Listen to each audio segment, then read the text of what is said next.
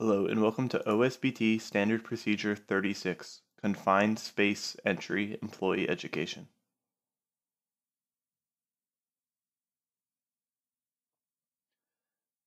Confined Space Entry. Purpose. The purpose of this program is to protect employees from the hazards of entry into a permit-required confined space and to ensure the safety of employees working around permit-required confined spaces. PCs. Please find the confined space forms at osbt.com/hsse/forms library and attach to your work orders as a work order attachment when your site will involve confined spaces.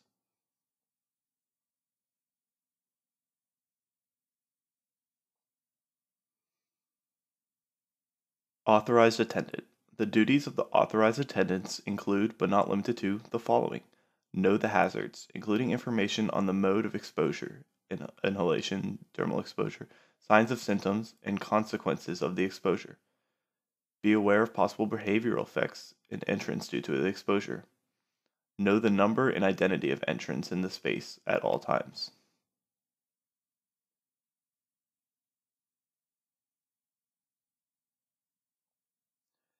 Continued. Remain outside the space until relieved by another attendant. Maintain communication with entrants throughout the entry. Monitor activities inside and outside the space to determine whether it is safe for entrants to remain in the space.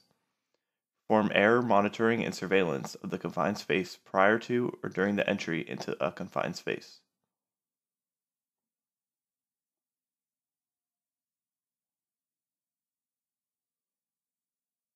Continued. Evacuate the space if detect a prohibited condition, detect behavioral effects in entrance due to the hazard exposure, detect a situation outside the space which could endanger entrance, cannot adequately perform these duties.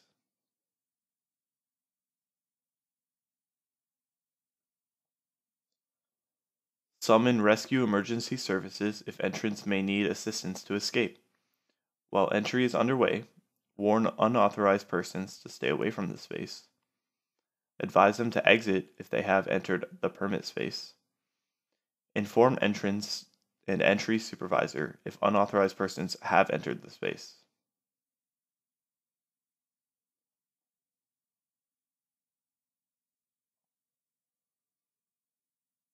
Perform non-entry rescues as specified by rescue procedures.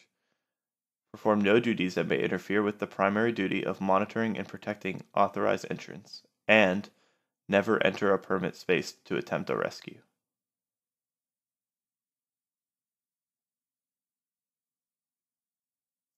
Entry supervisor. The entry supervisor shall know the hazards, including information on the mode of exposure, signs or symptoms, and consequences of the exposure. Verify appropriate entries have been made on the entry permit, all tests have been conducted, all pre-entry conditions have been met, and procedures, equipment specified by permit are in place before endorsing permit and authorizing entry.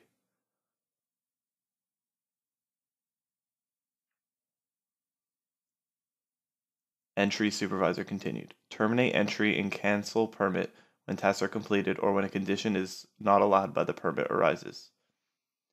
Issue and post a confined space entry permit and cancel the permit if a non-permitted condition develops. Verify the availability and means of summoning rescue and emergency services. Remove unauthorized individuals who attempt to enter the space and determine whether responsibility for entry is transferred.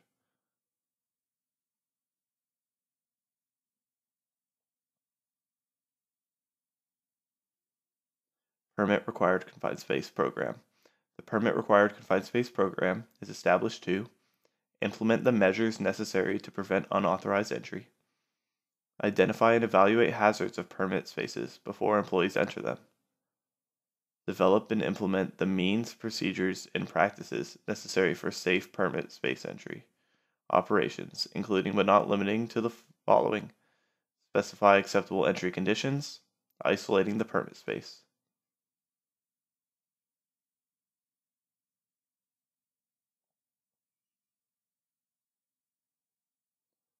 Permit Required Confined Space continued. Purging, inserting, flushing, or ventilating a permit space is necessary to eliminate or control atmospheric hazards. Providing pedestrian vehicle or other barriers as necessary to protect entrance from external hazards. Verify the conditions in the permit space are acceptable for entry, although the duration of an authorized entry. Providing an entrant and their authorized representatives the opportunity to observe any monitoring or testing of permit spaces.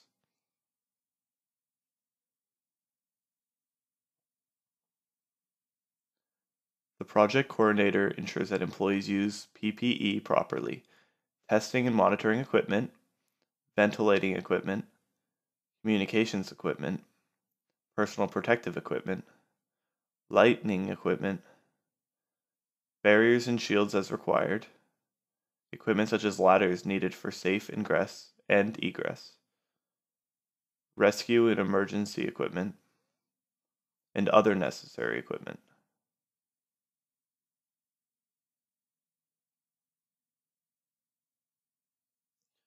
The project coordinator and/or the entry supervisors will coordinate to develop and implement procedures for summoning rescue or emergency services, rescuing entrants from permit spaces, providing necessary emergency services to rescued employees, preventing unauthorized personnel from attempting a rescue. Entry permit. Before entry is authorized, the project coordinator will document the completion of measures by preparing an entry permit. The project coordinator will make available the completed permit at the time of entry to all authorized entrants by posting it at the entry site so that the entrants can confirm that pre-entry preparations were completed.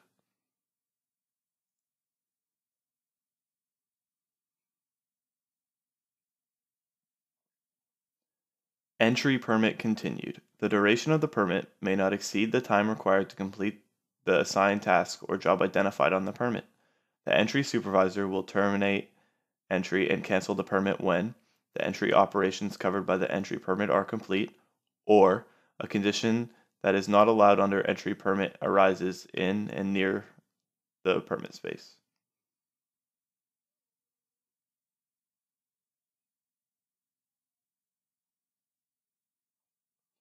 The first test verifies if the space is a confined space.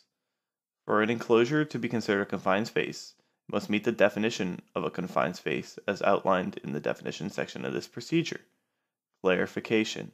If access to any more difficult in walking up to an ordinary door or walking up an ordinary flight of stairs, it must be considered limited.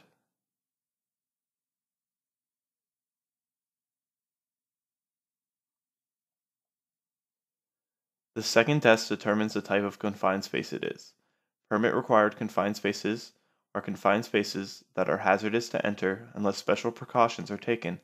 To be a PRCS, the space must possess any one of the following characteristics: actually or potentially contain a hazardous atmosphere, such as oxygen deficiency or enrichment flammable gases or vapors, or toxic air contaminants at levels exceeding OSHA established.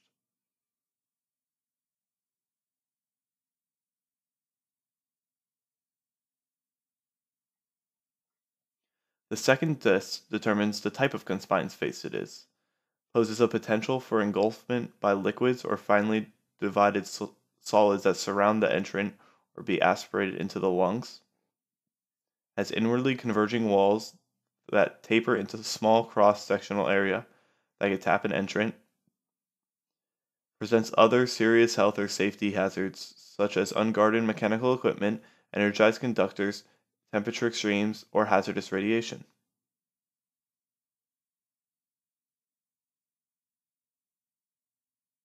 Confined space labeling and site security.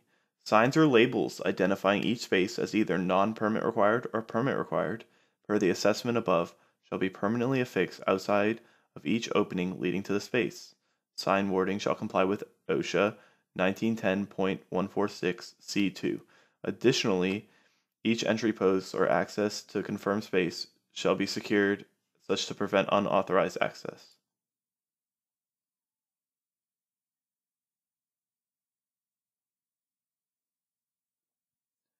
Non-permit confined space entry procedure. The following requirements or procedures apply to entry into a designated NPRCS or a PRCS declassified to an NPRCS that meet the conditions as defined within this program.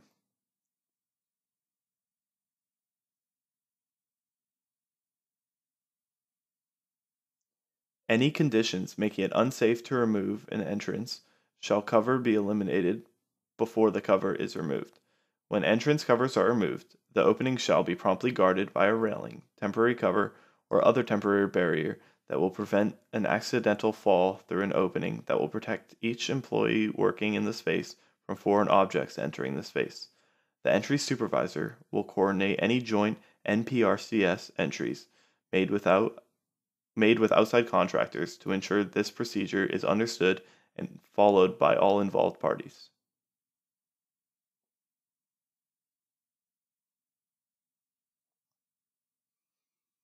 If a hazardous atmosphere is detected during entry, each employee shall leave the confined space immediately. The confined spaces shall be evaluated to determine how the hazardous atmosphere developed, and measures shall be taken to eliminate the hazardous atmosphere before any subsequent entry takes place. The safety manager shall sign off to cancel the declassification permit only after it is confirmed that the space has been properly secured and covered so as to prevent unauthorized access.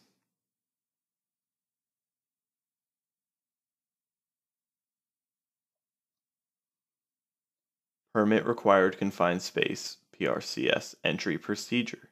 Note: a confined space classified in this program as a permit required confined space may be reclassified as a non-permit required space if the provisions outlined above the classification section entitled Confined Space Hazard Identification and Evaluation Non-Permit Spaces are available to be achieved and sustained.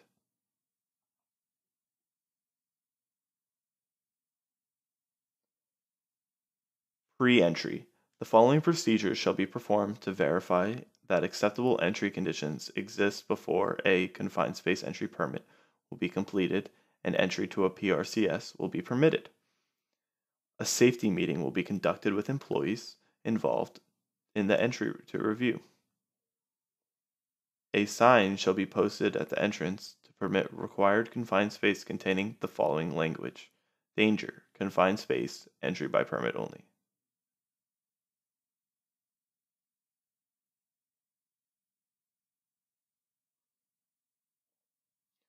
All individuals who are to enter confined spaces shall be currently qualified for confined space entry and respiratory protection. All pipe and lines shall be cleaned out and locked out prior to entry.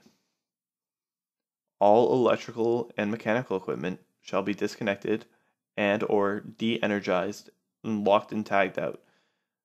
Power supplies to pumps are to be shut off and the controls locked in the off position by means of padlocks. Air monitoring will be conducted prior to and continuously throughout the entry.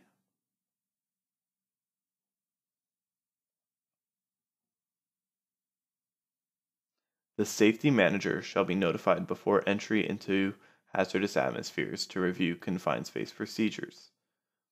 The entrance is to be confined shall be maintained free of obstructions. At least one attendant shall be stationed at the entrance to the confined space.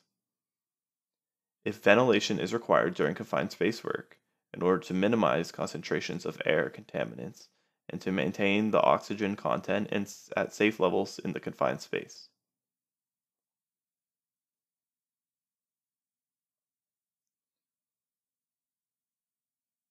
Rescue operations. Appropriately trained employees may perform non-entry rescues. Rescues requiring entry into the space will be performed by a qualified outside service. Do not attempt to rescue the employee in the confined space.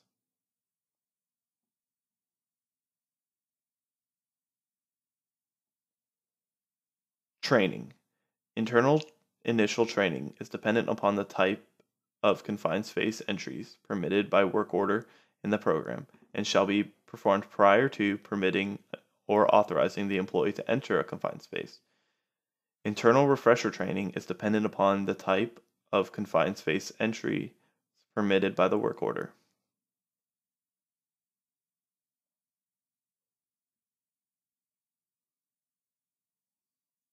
This now concludes confined space entry. To take your quiz, please follow the link. Thank you.